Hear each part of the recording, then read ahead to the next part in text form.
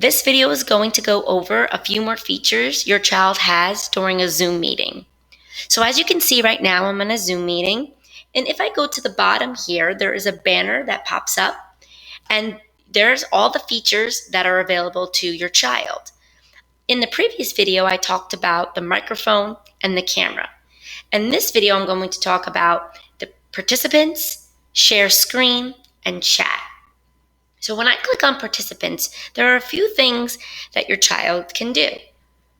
You'll notice that at a glance, you'll be able to see all the participants in the meeting. You can also unmute yourself if it's allowed by the teacher. You can raise your hand if you want to get your teacher's attention before you speak.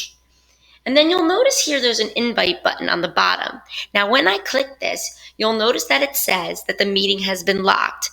A teacher might lock a meeting when the time is right in order just to prevent interruptions during a meeting. So you notice when I click that, it's not allowing me to share or invite anybody to the Zoom meeting. When I want to close this window, I simply go to these little arrow right here and I click it and I click close. The next thing that's a feature that's available to your child is share screen. Now watch what happens when I click it. You'll notice that it's disabled. The teacher has the ability to allow students to share their screen or not share their screen. Teachers normally share their screen for instruction purposes, but they'll also allow students to share their screen when they are presenting a project, or maybe they have a question about their work and they need the teacher to see it. Whatever it may be, that would be the reason they share their screen. And again, the teacher has the ability to individually allow students to share their screen. The last part here is the chat. This feature is going to be used to directly speak to the teacher. If your child has a question about the lesson or just a question in general, they can type in their message here and it will go directly to the teacher.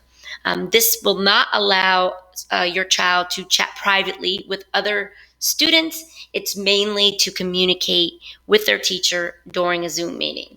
Again, this could be something that's open during the meeting so they can see the questions coming in if they would like, but they can also close it out by pressing that arrow and close. Just to talk about the more button, the more is just disabled anyway. There's nothing that your child needs to do on that. So their main focus on here really is the chat to ask questions. If they're going to present their screen and their teacher allows it, to share their screen, and also just to see the participants and raise their hand if they need to get their teacher's attention. So those three features are what your child will be available to them during a Zoom meeting.